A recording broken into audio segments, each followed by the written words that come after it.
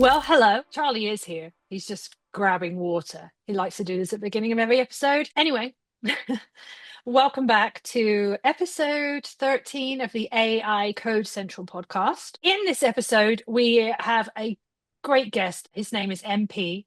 He is part of the growth and marketing team at Lovable. I honestly feel like we could have had another hour with him, legitimately, Very because easy to I talk think to. yeah, Yeah, and I think great. his role at Lovable is so interesting because it's not like a very set, like he's involved in a lot and with a lot of people, and he's big in the influencer and collab space, but we never really dove as deep into there as we could have done. And that's not anything to do with him. He's a great guest. He's very generous with his time and with the things he discusses and his ideas. I just feel like when you've got someone as interesting, as fascinating as he is, you could have a 3 hour conversation and still not cover it. Really nice guy. I genuinely hope that we do have an opportunity to have him back on again because, like I said, I think he just has so much insight to offer. So you can find him on LinkedIn. We'll obviously add a link to his LinkedIn in our show notes. Great guest. Really enjoyed him. And like I said, super generous with his time. And so that's who we had today. So that was episode 13. Also, in most parts of the world, it's basically fall.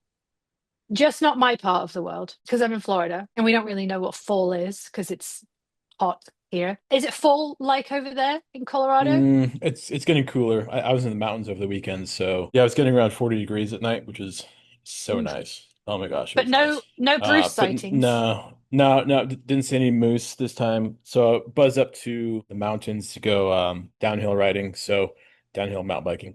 Buzzed up on Thursday afternoon. Then we came back on Sunday. So stayed a few nights. That was fun. Came pretty close. I almost clipped a tree. I almost hit a dude on a trail. That was I was like buzzing around this Oops. this berm and I don't think he'd ridden for very long and there's just certain parts of a trail. It wasn't like a very like advanced trail. It was like maybe a blue trail. There's just certain parts where like you don't just like he was stopped. He was on the side. So like if you're just listening right now, just pull over and go to YouTube.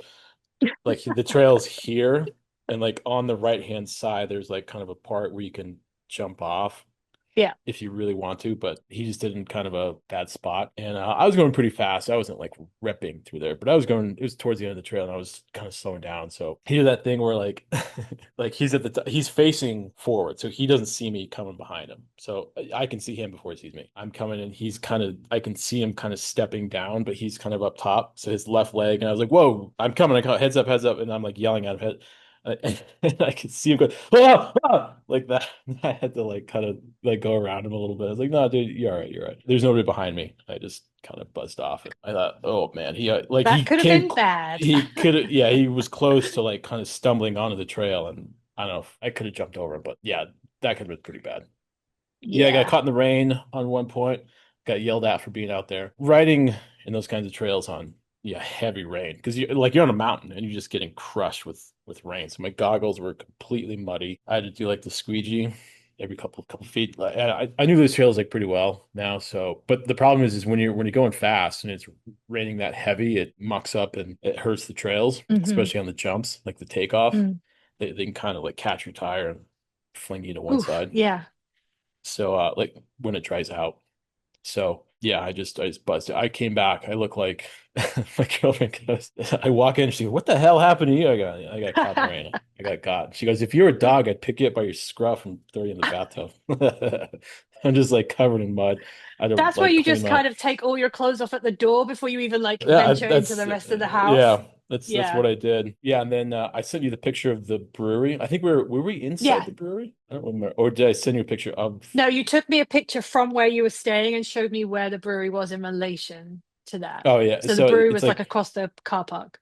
Yeah. yeah, it's like a block away, like like Mm. not even 2 blocks away. So Because I I mean, said, oh, you could stumble back from there yeah, because it was like I mean, crazy. Yeah. I don't really drink that much, but it is fun to buzz around the bike park, come back, Yeah. clean up, and just Yeah. go have a beer or two, just kind of relax. So that's cool. I love that spot. It's like Winter Park is here, and then you drive like not even 10 minutes and you come to Fraser, and there's just like these new builds, and then just right there is a brewery. And so How many weeks left do you have with the trails open? Because they close I've it, don't got, they, when it gets cold? yeah, at the end of this month. So Oh, there's one more gap I haven't done, a pretty big one. I've had my eye on it for 2 years. I didn't do it when I first saw it because I crashed. And then I did two this past weekend off my list. I did them last year. I've just been avoiding them this year.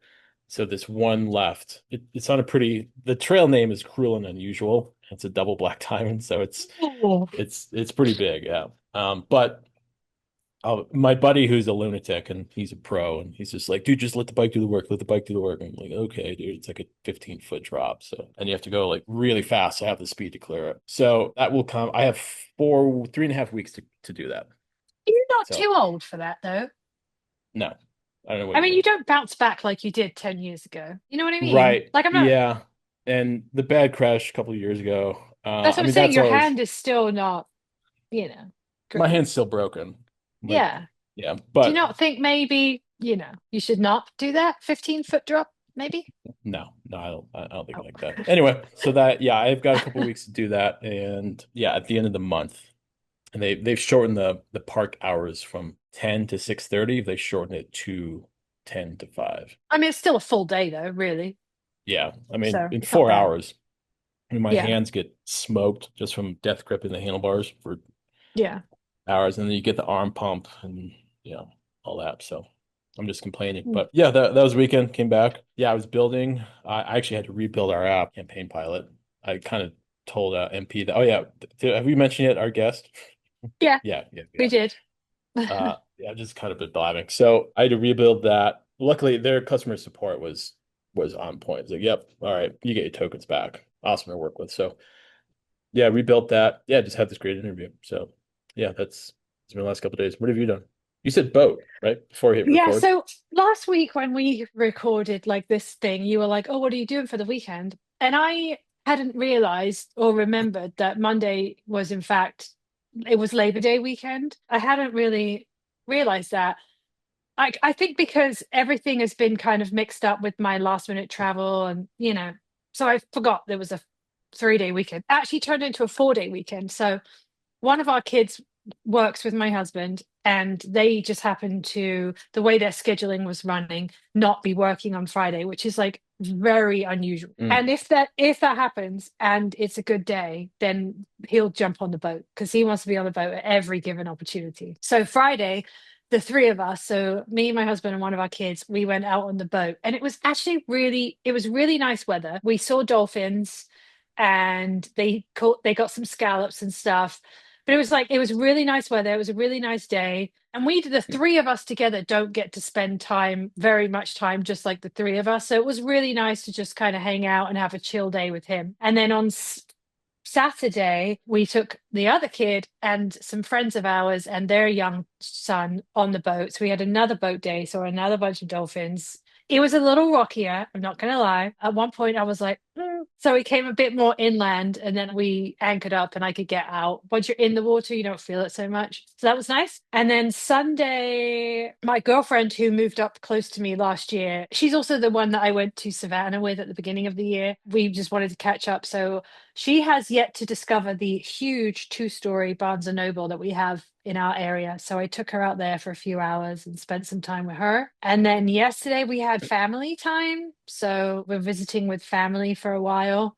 So it was Mm. actually quite like a full weekend, but not like it was full, but not like hectically crazy busy full. It was just like we chilled out. Like we went grocery shopping, went down to Trader Joe's and remulched the front lawn and, well, part of the front lawn. So it was just kind of like we did a lot, but in a very kind of chilled out type manner. Also, have you heard of Halloween Horror Nights? Do you know what No, that what is is? that? Mm-mm. Okay, so at Universal Studios for Halloween, they do this Halloween Horror Nights, and they have like all these haunted houses that are based on like movies or they could be video games or something. And my husband took our son a few years ago because our daughter was not about that life and they had a great time. But this year she really wanted to go, which I think there's a specific haunted house that she wants to go to, but it's expensive.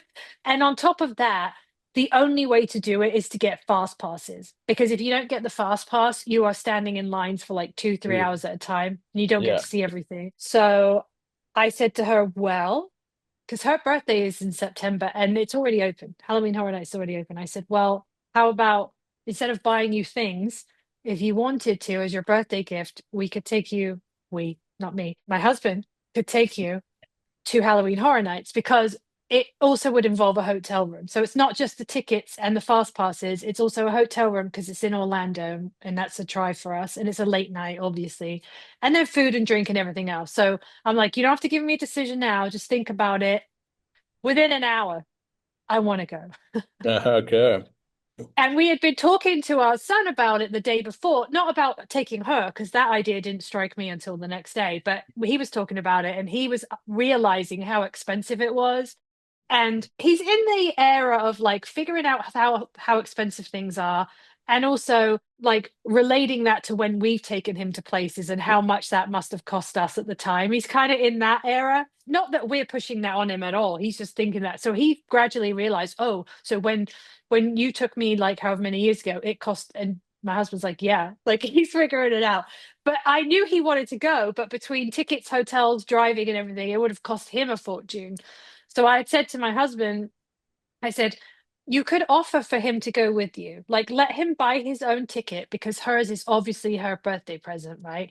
Let him buy his own ticket, but like you've got a hotel room anyway. You're driving up there anyway, so it will save him the hotel room, the gas, and you can pay for his food and drink as well. Like, don't let him eat the whole thing. So now all three of them are going up to Halloween Horror Nights at the end of Oh. September. So apparently it's great if you're into that kind of thing. It's not my vibe. I don't want to be scared and jumpy and people touch me.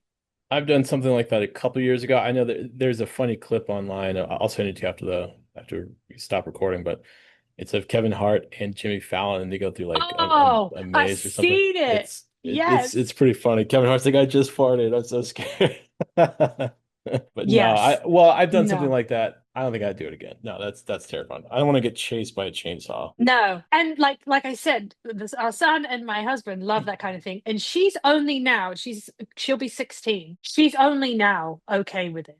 Like we did Busch Gardens a few years ago and like she would do like the really mild things, but she was not about that life. But now she's reading like Silence of the Lambs and she's watching the movies like Hannibal and stuff. And she's really getting into that kind of thing now. So I'm excited for them. But this morning I was taking her to school and she's like, well, you should come. I was like, absolutely not. I don't want to spend hundreds of dollars for me to stand there like a lemon and not being enjoying myself and bringing everybody else down. I'm good. Like you guys go do your thing with your dad and have a great time. Yeah, Like I don't need to be involved in everything. leave me But out. yeah, but it's like apparently people are already TikToking it and showing some of the places, and she's already got a list of all the food that she wants to eat. Like you do Ah, you, like cool. yeah. Yeah, that's not about me. So yeah, that was my weekend, and then we have another weekend coming up, which I can't believe it's already So September. That's yeah, bananas how to about me. that now? I feel like such an old lady. This year's going by so quickly, but it really, really, truly is. We've had some cool things happen, and as we transition to podcast and AI, and we've got some cool things coming. So We sure do. We have another great podcast episode coming up here soon too. yeah, we've got cool things are planned, I will say, even rolling into next year after talking to Lovable. Yeah, and also in our conversation we just had with MP from Lovable, I did get bullied into telling MP my idea for an app. So don't go stealing my idea, please. Yeah, or just build it.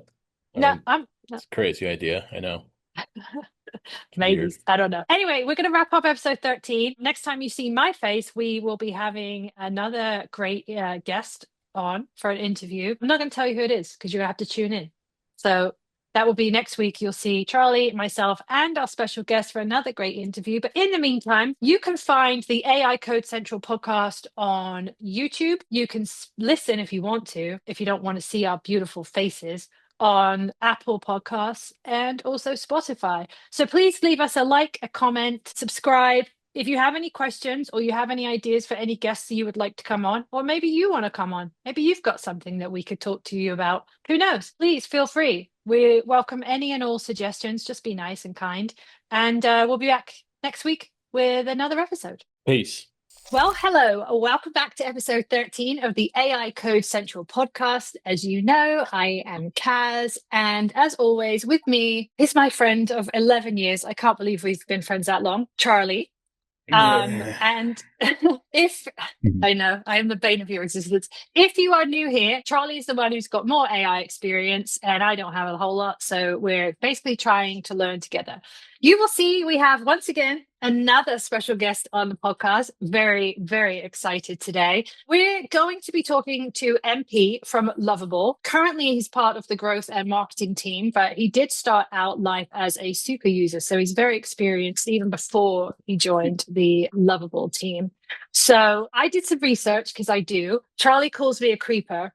I just like to know who I'm talking to. And you have had quite the journey to get to where you are. And there's one very specific thing that I wanted to talk to you about. I will let you introduce yourself in a minute, but there's this one little clip that I heard you talking about on another podcast. Okay. And I thought it was fascinating because it kind of was the catalyst. So you were telling a story about how you had worked in a bar on a tiny little touristy island in North Africa, I'm pretty sure you said. And it was a beer at about 11 o'clock in the morning that opened your eyes, changed your perspective, and started you on a long journey that eventually led you to Lovable. And I think the thing that I took from it was a really great story about how it's really easy to settle for what's in front of you. And it's really easy, even if you could see that future mapped out, if it's not the one that you want, like it's not comfortable for change. But in one moment, for one beer that wasn't even your beer, that Mm. changed things. And I know you've told this story before, but would you please, with your introduction of yourself, please tell the story? Because I just think it's a really powerful story. Sure. Oh, that was cool that what you pulled out. I did not expect that one.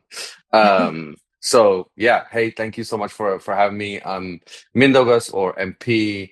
As you mentioned, I work at Lovable on kind of the growth between growth and marketing teams, doing a bunch of different things, and we can get into that. But yeah, the story that you're referring to was, yes, I used to work in bars, restaurants in the Canary Islands many years ago at this point. And it's a tourist heavy industry. So really what you can do is mostly bar work or restaurant work. And one morning I came in to work in the restaurant. I opened up and my manager came in, and I think he was, I don't know, maybe in his 60s. And the first thing he did, which was like early in the morning, was like pour himself a glass. And I don't know why, it just kind of hit me in that moment, like everything just froze, where I was like, wait, if I don't do anything, if I just keep like pouring away, which is, as you said, very easy to do, that's going to be me in 20, 30 years. And I don't want that. And so that just like set this spark off that like, hey, like you don't want that, so you should probably do something about it. And subconsciously, and it wasn't easy, but like I just kind of kept following this. And there was moments where it was like one step forward, 15 back, but still it was this kind of guiding, I guess, view that that is not what I want for my Yeah. life. And yeah, just kind of followed that basically for the last, whatever, 20 years. Yeah, and it wasn't, and from the forged version of the story you tell, it wasn't like, oh, I'm packing my bags and I'm heading back to Dublin and then here's my fantastic job. I know there was a lot of hard work in between it. There was more bar work. I know you mentioned working, I think it was a hotel that Bono owned at one point. It Yeah. wasn't just a straight trajectory to kind of like where you are now. But I just thought it was really, sometimes it's the most like innocuous things that's enough to be a catalyst that really like wake you up and set you on another journey. And now here you are, you're working for Lovable, having been a super user of their platform. And now you work with like influencer collaborations and on smaller influencers, bigger influencers. So what's that like? What does it entail for you? Kind of, I'm sure no 2 days are the same, but is there something specifically or a personality maybe that you're specifically looking for within that community of influencers? Look, I love building relationships with people. And I think, Lovable has become very visible as a brand and continues to be visible. Like every day I get surprised by who knows about us. And I just don't, not talking about like, you know, famous people or whatever, even though I get to interact with these folks. And that's really cool. But I mean, we just did an event in London, or we were shooting some content with some creators. We'd hired out this cafe that a friend of mine owns in Shoreditch, and we were shooting content, but we kept the cafe open so people could come in and get their coffee. But we paid for the coffee, so the staff were just telling everybody when they wanted to pay, like, "Hey, no, the coffee's unlovable today." And I was sitting down. I was there in the morning, and I was sitting down in the corner just watching everything happen. And it was amazing to hear some of the stuff that was happening when people were getting the coffee and being told it was unlovable.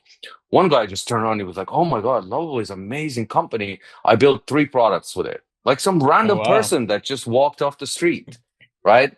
Yeah.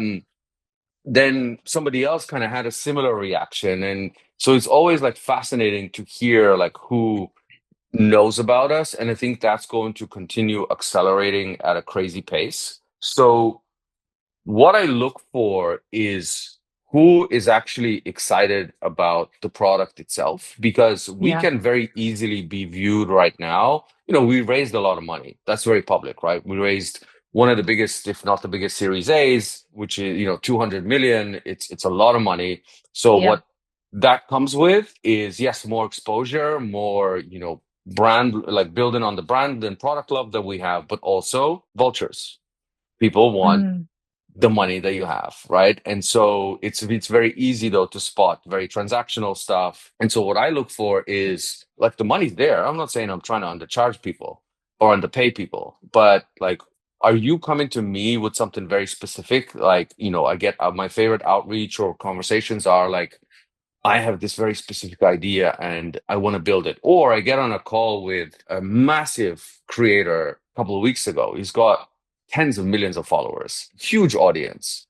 And the first thing he says to me is like, "Oh, I've been building stuff with Lovable." And I did not expect that, right? We reached out to him for a collaboration. That's the first thing he said. Then he said, "I actually want to build a couple of products with Lovable. Could you help me? Because I don't really know it that well." Right. So to me, that's a conversation that's starting from the right kind of angle. The money's still there, right? Yeah. You're going to get paid, but I want to start conversations from that kind of moment. And then we can both be excited about what we're going to create, because guess what? That is going to translate to the audience. And that is 100%. ultimately what I care about and what we care about as a brand, right? So could I go and spend a ton of money and just pay people for ads where they're just going to promote because they have a big name? Sure. But could I also instead help people who are genuinely excited to like use the product to create something, to then put it into their audience's hands and tell that story? That's a lot more powerful, right? That's not just brand exposure and views. That's also customer education, which ultimately translates to retention or higher chance of retention. Yeah. I think also you're in a position where obviously Lovable is a very well-known name now. Like you said, people that you wouldn't even begin to imagine know your product know it, from grandmas and grandpas down the street to like very well-known, you know, artists or musicians, whatever. But also, so you're in a position where you get to pick and choose the people you work with. But when, like you said, that the guy you were just talking to came to you and said, "Oh, I've been building for a while," that gives you authenticity.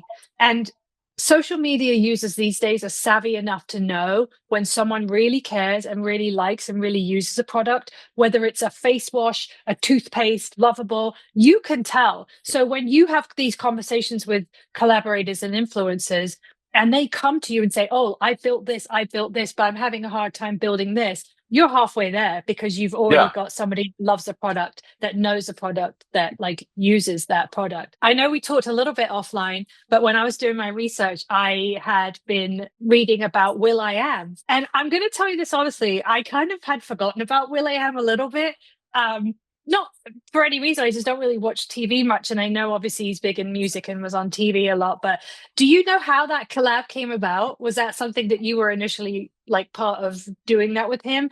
And I guess my question is, do you find that people like will.i.am, who are very like well known, have just as much of an impact on what you're trying to do in the influencer world as maybe somebody who's a little less unknown but is really well aligned with Lovable and is able to build using Lovable? Yeah, I think they all have an impact. And that's, you know, as we talked about kind of before this, when I initially joined, I really wanted to help us build some type of a system internally so we're able to work with as many of like the smaller or the up and coming creators.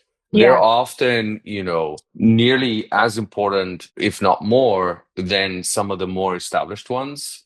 Because also for some, I think audiences get tired of maybe the same shtick. And there's some, sorry in advance if you're listening, but it's true. Some are just doing like the same thing now. They're truly just cashing in, right? They'll take 100%. every collaboration. And so what I wanted to do was like, how can we enable ourselves? Because we're a tiny team. Like people forget, right? For the amount of stuff that we're doing and the revenue that we're doing, the math just makes no sense in most cases. Like comparing to other companies, like let's say even a couple of years ago, the math does not make sense. And so how could we enable ourselves to be able to work with these folks instead of saying, well, we don't have the capacity, right? Mm. Because that could mean working with hundreds of the smaller creators. So what, like, do I hire a whole team just to do that? Then the math doesn't make sense on that side, right? And then if Yeah. you have a whole team, then things, get missed and like it's not efficient. And so I wanted to kind of find us a way how we can do that. And then also we can give the focus and do much larger, more intricate collaborations with folks like Will.i.am because they do have a lot of influence and you're able to reach different audiences and much larger audiences too that you maybe otherwise wouldn't be able to reach. So how that came about, we haven't told the full story yet, but we're gonna do that at some point because it's actually a crazy kind of story how that whole thing came about. But Mm. let's just say that one day I found myself in a WhatsApp chat with Will.i.am because Just randomly. yes, I was introduced by a mutual friend because Mm. Will.i.am had reached out to us and nobody had responded. And we then made it happen so that he became an investor and also just kind of said, hey, I want to do a bunch of stuff with you guys. Just like, let's create a bunch of good stuff. And so what that transpired to is the first thing, he has an amazing building in LA that he uses for like community building. It has recording studios, event spaces, and he has kindly given us that building once a month as like a creative residency to come and essentially do some type of community collaborative event. So the first one, what we're doing on the 25th of September, we're going to bring together 20 to 30 emerging artists in LA, pair them with 20 to 30 people who are really good at building with Lovable. And essentially the idea will be for the day to build and help these emerging artists kind of pop. So like what is missing in their tool stack that we could help build for them that Okay. day? Yes. Yeah. And then you'll have Will.i.am and friends floating around that day being like mentors, judges, and we'll do a fireside chat, share some battle stories from the industry. And so I think that's going to be really, really cool. And I will say this, I think if people say like me, see someone that they connect with on a level like Will.i.am becoming part of Lovable or building with Lovable or creating with Lovable, it will make people think, oh, well, if that person can do it, I can do it. And not that I think somebody like an influencer or Will.i.am is like stupid. I don't mean that. I just mean, well, they came from like this world, right? But they can build with Lovable and they've gotten deep into AI and they've kind of figured out how to do it. So if that wasn't their background, if they weren't a technical person to begin with, obviously he's a creative type, right? We know that he's been very successful. But if you can mix your creativity and that skill set you have with a technical skill set, which traditionally wouldn't go hand in hand, you can then see yourself doing that. So just being able to identify with somebody on a level, I think will just bring more people to Lovable. Yes. And that's the idea, right? Like, again, the perception, and this is going to be the fun thing to watch unfold over the coming months. The perception, in some cases, I think will be, oh, they just raised a bunch of money. They're paying all these famous people, right, to do an ad. But like, Yeah. we're actually going to be doing the opposite. And it's Right. actually it's actually the opposite of paying these people, which is kind of crazy. I think it's What fascinating. the idea here is exactly what you just described. If the 99% of the world or if we're building for the 99% of the world who have ideas, which most of us do, but we cannot build, then showing people like Will and others that I cannot even mention yet, doing that, not reading a scripted ad that we pay them $1 million for, is going to be incredibly powerful. But like, again, what we talked about, like some of the smaller creators, right? So we're going to do that from the top and from the bottom and the middle and across different verticals and niches and subcultures, because then those folks will be truly kind of inspired and empowered and shown like what's actually possible versus, here's read an ad, click this link, sign up. I think the truest way to do this is show others being successful with your product and then telling those stories. MP, 100%. has the team gone, kind of sidebar question here, going back a little bit, has the team gone back and found Will.i.am's message to Lovable? The one that was... Yes. Oh, they have. Okay. That's hilarious. He sent it to me. That's the thing. Oh, did he? I didn't just bury it, did I? Okay. No.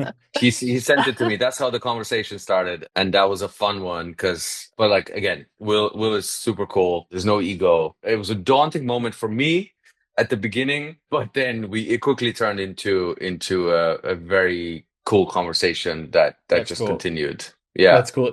Yeah, he's active in tech investing, right? I think I've seen him maybe at South by, and like him and like Chris Sacca, I think. Yeah. I mean, Will is huge. He's also like, that's why he's like such a cool partner for something like this, because he straddles both worlds, right? He's a super producer, and then he's an artist, a huge artist in his own right, that still releases music that, he released a song like a month ago and then they were crazy viral, tens of millions of views. And also he's been building his own products, which actually one of them we're using to collaborate on this thing that we're doing together.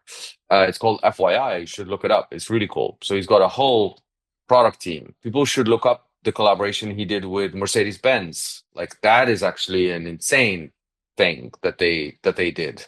So yeah, Will is very much an active investor, but also building his own projects a lot. Gotcha. And rolling into Q4, pardon me, Kaz, rolling into Q4, what's most important for Lovable as we rolling into holiday season, perhaps even CES for Lovable next year? That could be interesting. I don't know if those, it might be on the list. I'm not sure. We have a lot of interesting events lined up. Again, I can't even talk about it yet, but we're going to show up. I think it's going to really surprise people at some of the things that we show up at and how we show up there. And that's the goal. You're not going to see like, we just put our logo on this, famous cultural moment. Like that's not what's going to happen. So for Q4 is continuing to improve the product is like the most important. And then I think understanding too, like, we're still so young, right? We're like technically like a year old when you think about it. That's pretty wild.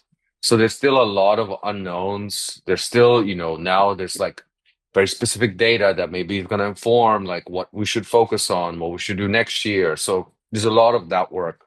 Yeah. At least that I'm also doing for my own team and what I'm building. But yeah, keep improving the product and like listening to the customers is like the most important thing. Gotcha. And another sidebar here. I think I've built quite a bit, at least 12 apps. I finished maybe 5. In the past 3 days, I've been down a rabbit hole.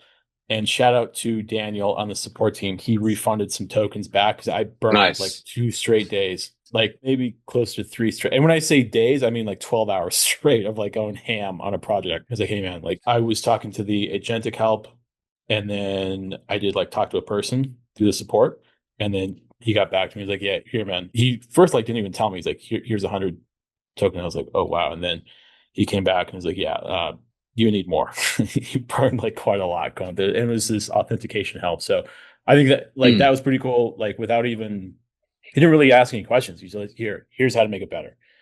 And then it's like, wow, okay. So I just started the whole thing over and now it works. I was just telling Kaz off the air. And by the way, Kaz, I'm totally going to bulldoze you here. Kaz told me a really cool app idea. Will you please share it? Oh, okay. I'm going to share it. Let me preface this by saying, as somebody who's got zero in the way of AI skills, I don't want to build this. But here's my app idea. It kind of ties in with your influencer situation a little bit. And I think there was something that was similar to this, but it's not exactly the way I picture this.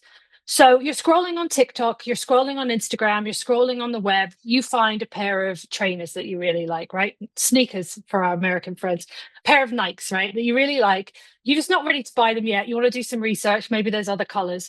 So you pick you're on your phone and that's the one you want. Me, what I do currently is I screenshot that particular item that I'm looking for, and then I can come back to it at a later date. But oftentimes I forget. And my phone's also filled with a ton of screenshots of a ton of different products that at some point I could be interested in buying.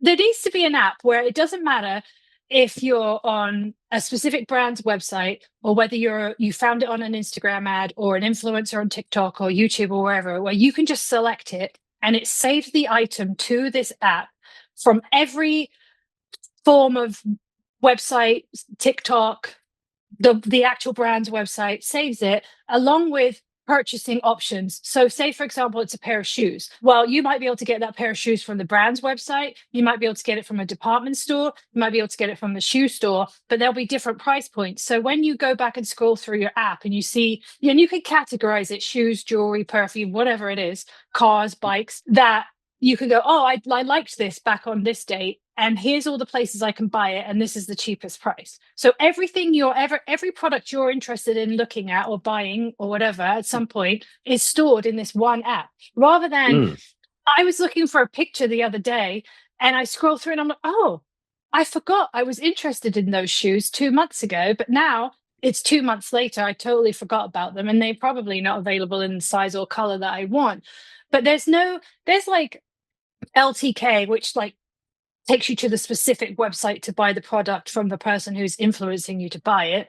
There's Pinterest, which gives you ideas, but there's nothing specific that brings all of the items you want or you like into one space. To build it. No. That's what I said. No. You should totally build it. Like, what's stopping you? Someone's right? going to steal it now. They're going to listen to it and But they're I going to think- steal it, Evan. Yeah, but I think this is a good way to learn too, right? So Yeah. if we want to talk about that aspect, I get a lot of people reach out and they're like, oh, I want to, learn AI, whatever. Or you work at Lovable, I want to learn Lovable. Most people start overthinking the best way to learn. They start asking me questions around like scalability and all of this crap. And I'm like, you haven't built anything yet. You don't even know if anybody wants this thing, right? Just go play. So, but the reason I say that is when you have a very clear, specific idea, like what you just described, that is when you are going to learn the most because you have an idea in your head, right? That is pretty clear. Yeah. When you start playing around with Lovable, just like, I think forget what you're assuming by me and Charlie saying like you should build it is like, oh, needs to become a business or an app that other people use. Yeah. You could just try and build it for yourself. But in the process, you're going to learn how these systems work and think. And because it is just using natural language going back and forth, it's easy to just start, right? But it's going to show you how does it think? Where does it break? But because you have such a clear idea of something, it's going to be visualized for you enough from just the first prompt that it's going to get you excited to iterate and then build a little bit more and play a bit more with it, right? That is the best way to learn because what I think a lot of people do is they're like, oh, I don't know, make me a SaaS dashboard or something, right? Like, they don't care, but they just don't know what to build. They don't care about a SaaS dashboard, but that's not very exciting necessarily. So having like a super clear idea and not putting the pressure on yourself that this needs to be a thing that I'm going to launch to people is honestly the best way to do it. And that's how you're going to learn the most and the quickest. I also think, like, for me, I have a tendency to overthink, right? So in my mind, and also I'm like older and I'm not very techy. So I think in my mind, if I'd have come up with this idea, say 5 years ago, the effort and the amount of time and skills that would require to go from my idea to it being actually a thing is massive. The amount of money it would take, the developers it would take. So it seems like it would be such an overwhelming thing to do. Like, well, I can't do that. Like, what are you talking about? Like, barely type on a keyboard. But now with Lovable, you just make it so easy. But it's Mm. hard for someone like me to get out of the mindset of, well, I need 6 developers and I need, $200,000 and I need about 12 months. And it's so hard to get out of that mindset and really accept, like, Lovable is not a case of it's too good to be true. It genuinely is that easy. Obviously, that doesn't mean it's going to be hiccup free, but it Of genuinely course. is that easy to conceptualize an idea and build it. And I think I'm still in there, oh, this is going to be too hard sort of phase, No, you should just Yeah. honestly, you should just try like Just construct like try it.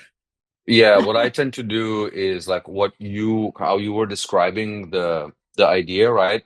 I usually just open up like a voice note something and I just brain dump. So I talk about like how you described it. I talk about what do I know about the potential users of this? What do I know about the problem space? Like just speak essentially. And then I take that raw transcript and I turn that into the first prompt for Lovable. So it builds me the first Ah. version. Yes, because Ah. that's how then you're going to get that first initial, like, whoa, actually, this was what was in my head, right? Because that's what you want. But honestly, like, if I could give you some kind of more motivation, we just recently did kind of a hackathon alongside Outside Lands, which is, I think, the largest independent music festival in the US, right? Headlined by Mhm. Tyler the Creator, Doja Cat, all of these amazing people. And what we did there was 2 weeks before the festival, we ran the hackathon. It was an afternoon. It was like 4 or 5 hours. Historically, the artists, the producers, the DJs, the talent managers who lived the problems day in and day out were excluded from something like this because you needed to know how to code. In this Okay. scenario, we removed that from the Yeah. equation, and now those people could come and be the people building. And so people were building on two streams. They were either building something for the music industry or something for the festival itself. And what was crazy cool, we then had will.i.am as one of the judges, MC Hammer, other amazing people. We then did a demo day a week later. We selected like top 10 projects from it.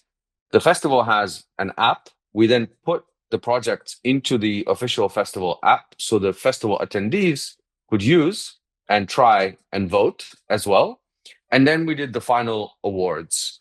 But the coolest thing that happened off the back of that, I met with the team behind this festival 2 weeks ago. I'm actually talking to them again tonight about next year's and a few other projects that we might want to work on. The coolest thing that happened, that without being prompted, it wasn't part of our collaboration deal or anything. They said 2 of the projects were so good, we want to integrate them into next year's festival experience. Oh, wow. Cool. Now just think Nice. about that. People that showed up to the hackathon, I don't think they were there to try and build a company. Maybe, they were thinking about that. They were just Yeah. solving a problem that they knew about, whether it was for the festival experience or for the music industry. And all of a sudden, their products are going to be integrated into next year's festival official experience, right? That's going to be used by thousands, tens of thousands of people. And actually both of them can be sold to other major events as Cool. well. So they could turn it That's into a crazy. business if That's they pretty wanted wild. to, right? We should Yeah. we should cover that next year, Kaz. That's crazy. That Yeah. event. Imagine that though. You're just like, oh, I'm just going to try it, see what I can maybe build, maybe not. And then next thing you know, boom, Bam, Yep. you're in. Oh, also you're like, on your idea, Kaz, yeah. Q4 is right around the corner. So just saying.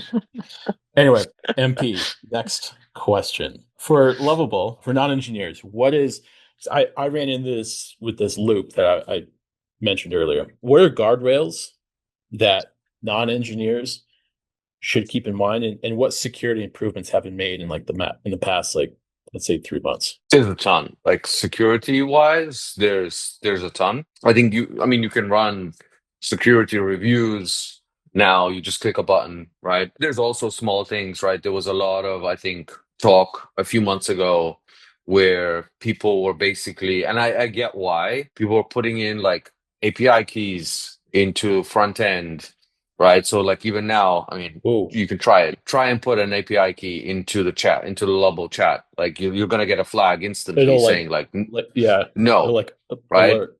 Yeah. So there's a lot that's been built, and we now have an amazing growing security team, which are super cool. So there's been a lot. And on guardrails, Mhm. tell me So, more. so what remains the builder's responsibility then in regards to Uh, security? As oh, to like, security? yeah, on that front, like, I mean, don't put in like stupid information, like really highly Yeah. like sensitive information, but is there something maybe that like there could be like oversight with from the builder? Yeah, where people don't run a security review, right? Where they ignore any kind of warning. So Okay. that is, I think, over time, we're going to find what is that like UX, right? That starts avoiding like more and more of this, that like at some point, 100% of published apps will have the correct security behind them. And there's no chance that somebody can ignore not running a security review, right? But I think we'll find what that user experience is like, because there's so many different moments that happen, like when you're building and when you're publishing something, that we need to observe, like how are people using security reviews now, right? Once we implemented an easier way to actually run a security review, you want to look at how many people are using it, those that are ignoring it, why are they ignoring it, right? And then like find, okay, how can we reduce that? And it's a process. It takes time, and I think eventually, I don't know, does the AI, like I always think about, I always tell this as an example. My mom is 65. She doesn't speak English. She has a very good idea that she should build, and she's been talking about it for years. What is the point that she can just do it? Like technically she can right now, right? But she's not going to understand anything about API keys or databases or Yeah. security. So, like, what is the point where maybe all she needs to do is bring her idea and work on that, work on the user experience, right? Because she knows that inside out. She knows how the customer should interact with the thing that Yeah. she's building, right? But then all of the rest that comes with publishing a product, an app, is just taken care of by the AI, and it's like it's just done. Gotcha. What would you say, Mhm. like from maybe from customer feedback or from yourself, who's a builder, the differences between like Lovable, Bolt, and let's say like Claude Code? So I think Claude Code, as much as I love Claude and Anthropic, like Claude Code itself is, I don't know whether it's the marketing of it or what, but I think it doesn't speak to non-technical people, right? Code is in the name. Because it's funny, we did a cool partnership with a company called Hangout FM earlier. They're like Yeah, yeah, Roblox yeah, for music. You know those yeah. guys? Yeah. He's is it Joseph? Is, Yeah.